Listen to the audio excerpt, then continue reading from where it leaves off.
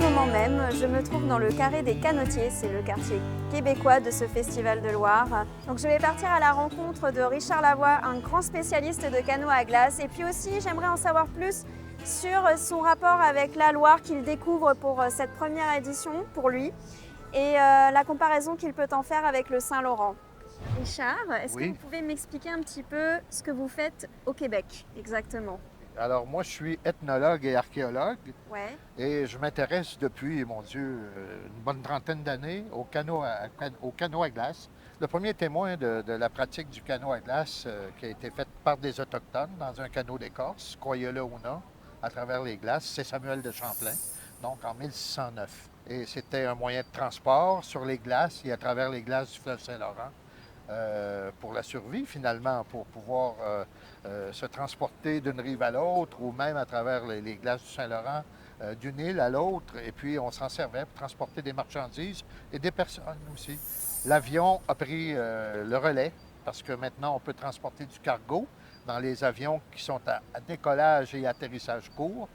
Et cette tradition du transport en canot à glace s'est éteinte en 1980. Mais c'est devenu un sport. Voilà, c'est ça, voilà. c'est devenu un sport. Alors, Je me trouve à présent place de la République, rebaptisée place québécoise à l'occasion du Festival de Loire 2023.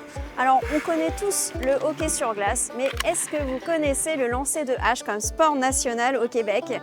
Eh bien, ici, sur cette place québécoise, vous pouvez vous exercer à ces différents sports et moi, j'avais personnellement très envie d'essayer le lancer de hache. Et donc, je vous y emmène, on va essayer ça tout de suite. Quand tu veux.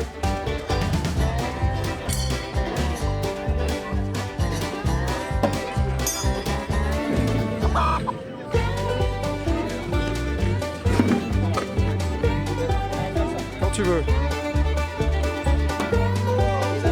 Pour cette édition du Festival de Loire, le fleuve Saint-Laurent et la marine basque étaient à l'honneur. C'était important pour nous d'aller à la rencontre de leurs représentants, d'autant plus que moi j'ai un lien particulier avec le Québec. J'ai étudié 1 an à l'Université Laval à Québec et donc m'entretenir avec Richard Lavoie, le seul Québécois du festival, c'était autant un plaisir qu'une évidence.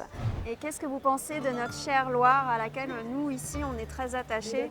ah ben moi aussi, je regarde votre Loire et puis je vois tout ce qui se passe là-dessus, avec ici, entre autres, les bateaux traditionnels qui se promènent, qui se entrecroisent, la parade, on fait faire des tours aux gens. C'est magnifique, c'est magnifique. Chez nous, on l'aime, notre fleuve, on en parle, on s'en occupe beaucoup plus qu'avant, mais c'est un peu comme si on avait tourné le dos au fleuve. Chez les Autochtones, on disait c'est le fleuve qui marche. C'est là-dessus, c'est lui qui nous porte. Alors, on avait un peu oublié ça. Moi, non, parce que ça m'habite. Je suis habité par le fleuve Saint-Laurent.